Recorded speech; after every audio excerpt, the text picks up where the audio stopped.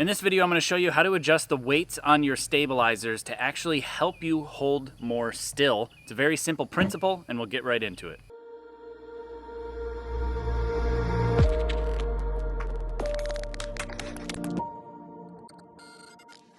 What I'm going to show you in this video applies to every style of archery and every type of technique, but within each type of archery, there are slightly different preferences. You may not want a bow that holds perfectly still for you. You might want a certain bias within the system. And even if that is the case, using the principles that I'm covering in this video, you'll be able to get exactly that type of scenario if you're wanting it. Generally speaking, in my preference, I like to have a very neutral bow. I want a bow that wants to sit still when I'm executing the shot. When I'm pulling through the clicker, when I'm setting the release off, or anything like that, I want the bow to stay as still as possible during that critical moment of execution. And I'll show you exactly how to achieve that. It's a very simple principle, but you do need some sort of adjustable pieces of equipment. You need a stabilizer with a long rod. You need side rods or a single side rod if you're shooting a compound. And it's very, very helpful to have adjustable V-bar brackets if you can afford it, because ultimately you're able to make micro adjustments with the angles of the V-bar brackets, as well as being able to make the overall feel of the bow change dramatically depending on the angle that you put the V-bar or the V-bars at. Also, you're going to want various different amounts of weights. You're going to want different stacks, 4 stacks, 2 stacks, 1 stacks, and you're also going to want aluminum, if you can find them, or lightweight, less than 1 ounce. These are 1/3 ounce in this case. And these different stabilizer weights will allow you to adjust and micro-tune your system to work with you exactly how you want it to. There are 2 main principles when it comes to adjusting stabilizers: the front to back balance and the left to right balance. Both of those are very critical and work together to actually make the bow hold dead still. The left to right balance doesn't just affect the aiming pattern of the left and right, it also affects the vertical cant, or lack thereof, of the bow itself. So you can use it to help hold the bow straight and help to hold the bow still. We'll cover the front to back balance first. I've got a video camera set up here that I'm looking into as my main camera, and then I have a secondary camera here, so that way you'll be able to see the actual action of the bow itself when I'm aiming at the target down range. It's generally speaking a good idea if you are the shooter and you're using a coach to help you set up your stabilizers for the first time, or if you're a coach looking to help your archers as the first time. Standing where this camera is here in relation to the archer when they're at full draw will give you a very good perspective as to seeing what the shooter is actually dealing with. And if you're shooting and you need some outside help because you just don't know where to start, have your buddy stand right where this camera is, just behind the archer. It's actually a good idea, if you can, align yourself. I'm not going to align the camera because it's going to take forever, but you can align yourself from this position, from that perspective, to use the pin, the edge of the pin on your sight where it sticks out further, maybe even the knob where you tighten the sight, the plunger, the rest, or some other feature on the bow, and actually stand so you can put the pin or something that you're using as a reference point in the center of the target face, because then you'll see exactly how much they're moving when they're executing the shot itself. It's just something that's really helpful, and it makes things much easier and allows the archer to understand what you're suggesting when you're able to speak the same language. So my bow with these Ramrod Ultra V4s are set up exactly how I like it, and it aims quite well for me. And I'll shoot a couple arrows so you'll be able to see what I'm talking about from this perspective, and pay attention to things like what the long rod does, maybe the plunger stem, or something else like that, and use it as a reference point on leaves or trees or something downrange to see how much it actually moves.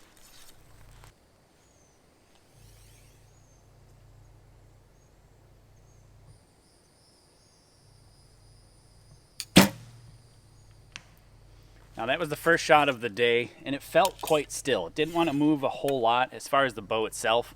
I was shaking when at full draw, and so I was seeing movement back here, and I could feel my head moving. But as far as the bow itself, it didn't want to move a whole lot when I executed that shot.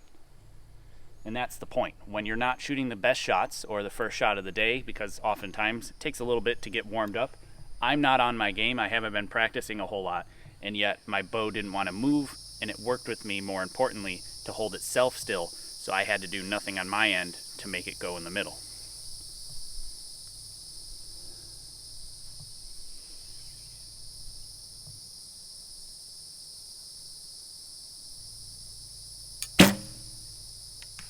Now, from my perspective, I'm not seeing much movement at all. I don't have an actual pin in this sight ring right now, I just have a ring. But I would have to guess that my sight pin is staying well within the 10 ring here at 70 meters on the 122 centimeter face down range. To give you an idea, the 10 ring is the size of a CD. That's how big it is on this target face, in case you haven't seen one in person.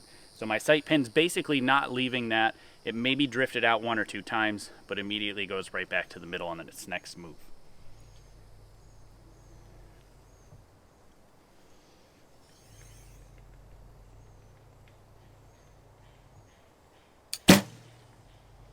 And overall, I'm just really happy with how the bow actually holds.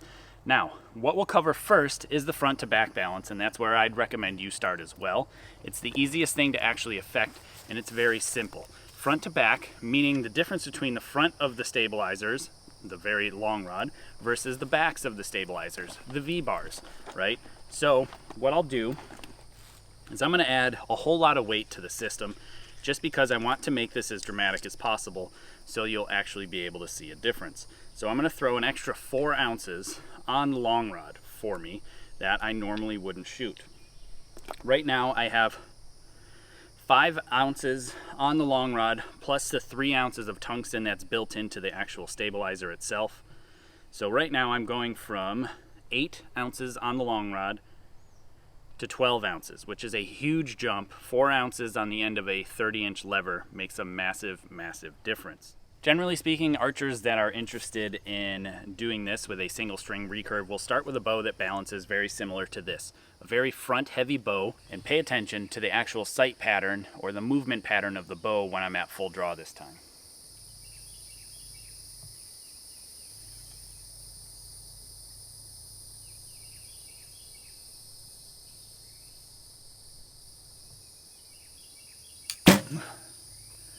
It's much harder to execute because I'm having to fight the bow up the entire time. I don't know if you could see that, but from my perspective, the bow first settled a little lower than what I wanted it to be, mostly because I'm not used to the way that it's actually balanced. But once I got the sight up in the center of the target, it didn't move a lot left and right, but it constantly was just pulling me down. I felt the bow just move slowly down and go bob, I force it up, slowly moves down, bob, and I force it up. And so my aiming pattern is looking exactly what you saw there. At least that's how I felt. Now I'll shoot another one.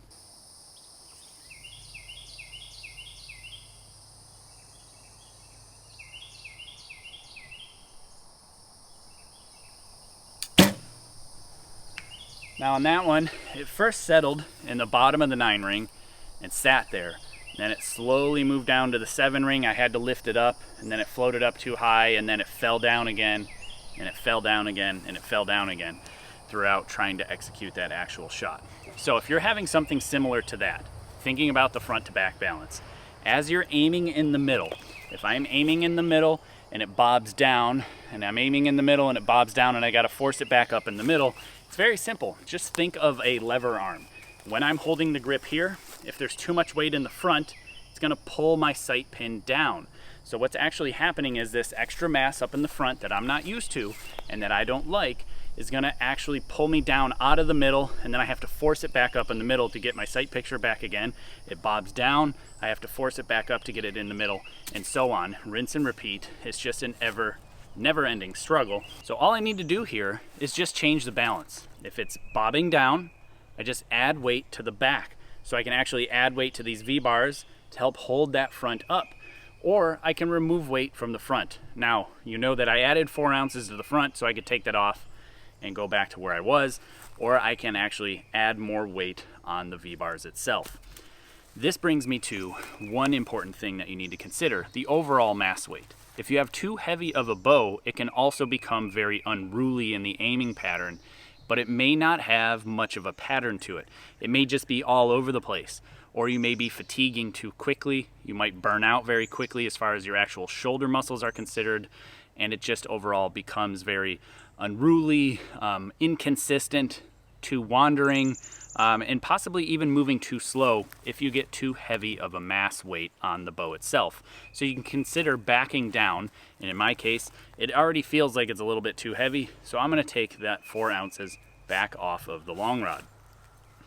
Now in very rare instances, you're gonna find too much back weight is going to cause you the opposite to happen, where you're aiming in the middle and the sight wants to float up and you have to pull it down, and it floats up and you want to pull it down. With a single string bow, it's actually very rare, and I've never gotten myself into that scenario or situation and have never set up a bow to even begin with to have that kind of balance, because it's just very difficult to achieve. You have to have a ton of back weight to make that happen, and by then the bow just doesn't hold well anyway, so I've never even gotten to that scenario, and I don't think you will either. On a compound, it might be a little bit different, especially if you're changing from a more parallel or past parallel compound to a more vertical standing, like tournament style compound. When you change the actual limb angles, it requires a little bit different balance in the actual stabilization system.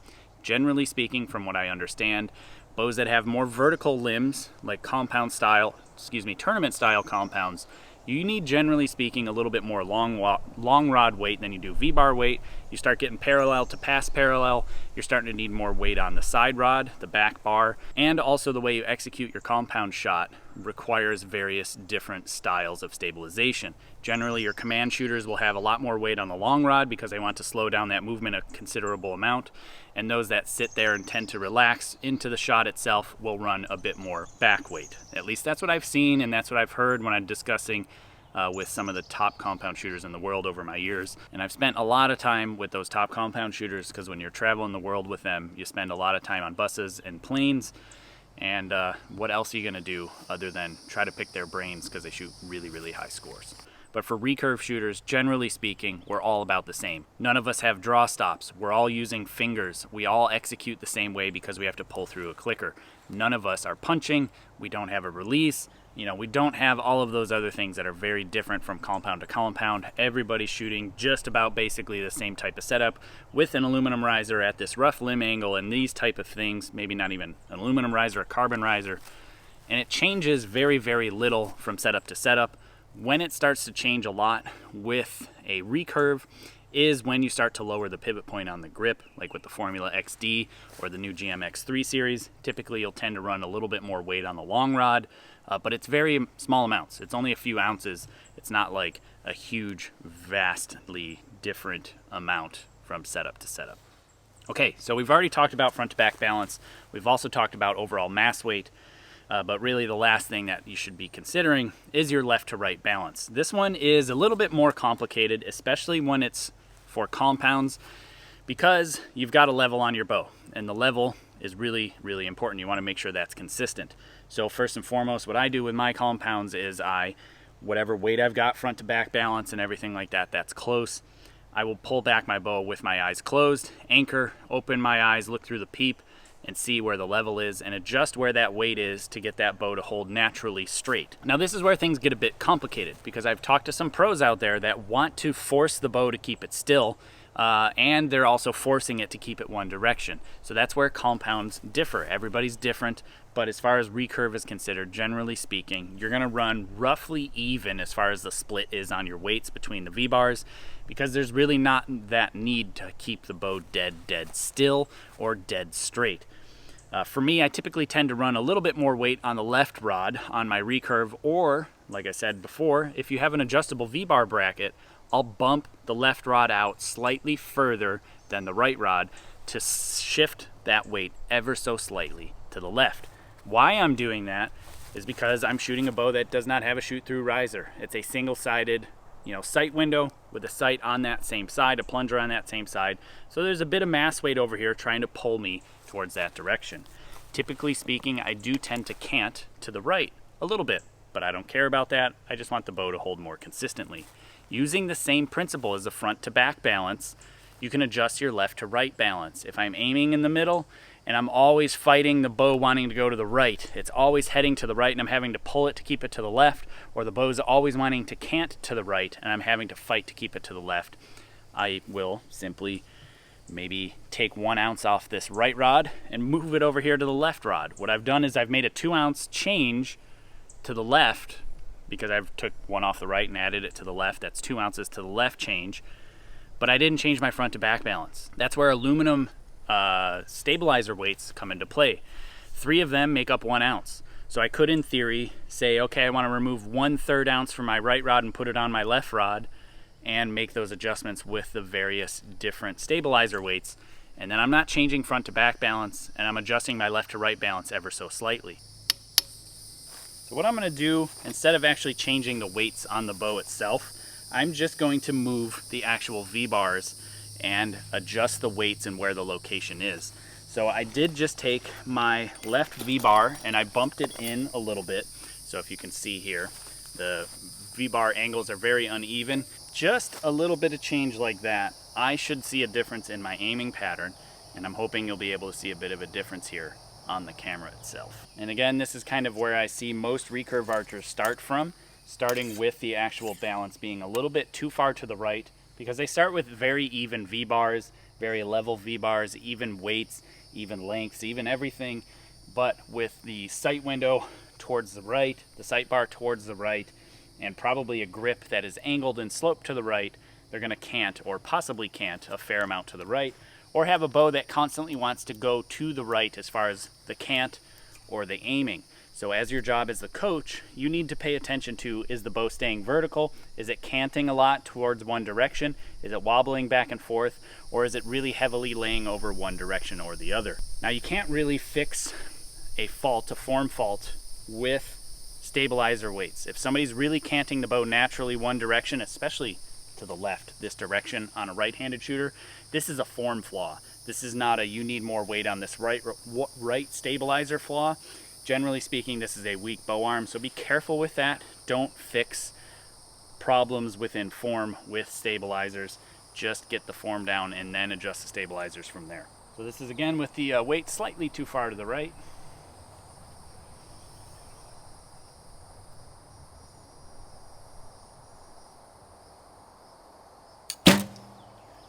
So for me, I could tell the bow wanted to start more canted towards that right side, and it was sitting on the right side of the 10 ring the whole time, and I was having to kind of move it quite a lot to the left.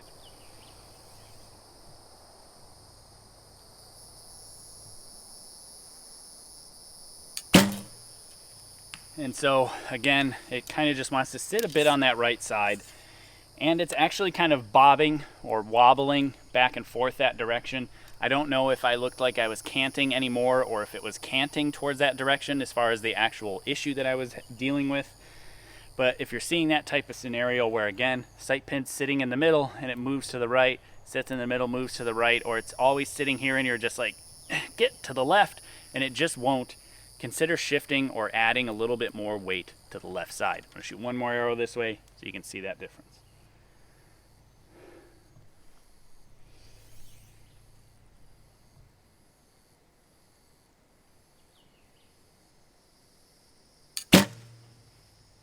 Again, it's just sitting on that right side, and I'm having a really hard time to keep it in the middle because it's wanting to just slowly drift to the right outside the right side of the 10 ring.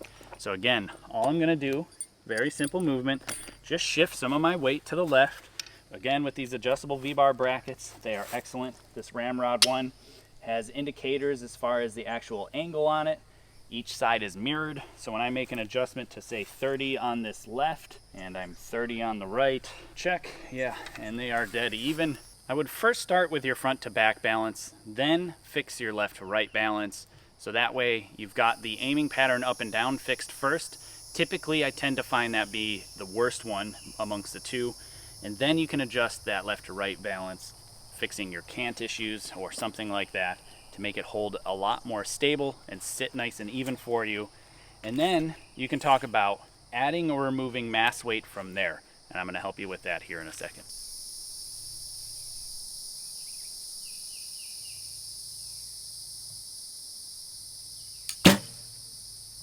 Now, that one was moving on me a considerable amount, but it was even. It moved up and down just as much as it moved left and right, and it always went back to the middle on its first next move.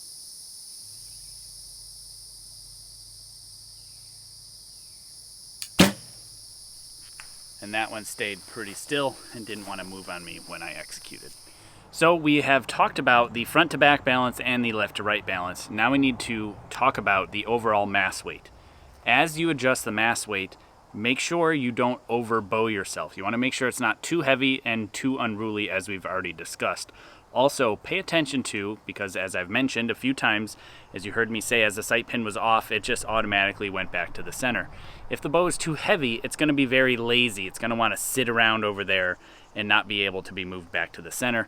Mine is set up just so, as it's off to the side, my hand-eye coordination, my subconscious brain just brings it right back to the middle, and it requires no manual effort on my part to actually move the sight back in the middle, except when it's too heavy in the front or too heavy which direction, because then I have to manually force it back up into the middle. So you could use that as a rough guide as to if you need to change the balance as well.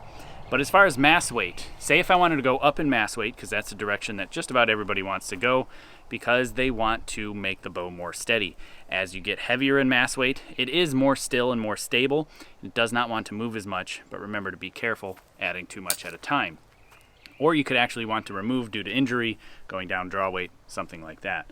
But for me, you have to take into consideration all weights within the system. So if you look at these stabilizers, like I said, the stabilizers and the side rods have 3 ounces of powdered tungsten weight inside the actual rod itself. So I've got 3, 7, because there's 4 there, and then a single one, that's 8. So I've got 8 ounces on this long rod, and then when I look at one of the V-bars, 3 in the rod, another 4, that's 7, and 8. So I have not just 8 on the front and 8 on each V-bar, it's 8 on each V-bar, as I said, so 2. So that's 16. So if you can think about it, it's an 8 to 16 ratio front to back, or a 1 to 2 ratio, or 2 to 1 ratio, depending on whatever direction you want to call it. Doesn't really matter. All that you need to do is to use that ratio to your advantage. My balance is very simple. It's 2 to 1, 1 to 2, whatever you want to call it. So that means for every 1 I add to the long rod, I need to add 2 to the back rods. But because there's 2 back rods, that's 1 on each to get to my 2, right? Does that make sense? Very simple. So let's say I wanted to add 9 ounces, a nice easy number to add. That means I would add 3 ounces to the long rod, that's 3 of the 9. 3 times 2, because of the ratio, that's 6. So that means I would put 6 on the back rod if I had just 1 if I was a compound shooter. But because I shoot V-bars, and my V-bars are the same ratio of 1 to 1, because they're the even amount, the same amount of weight on each side, I'm going to add 3 ounces here, 3 ounces here. So that's a total of 9. Again, 3 on the back, that's 6, and 3 on the front, that's a total of 9, keeping my 2 to 1 ratio.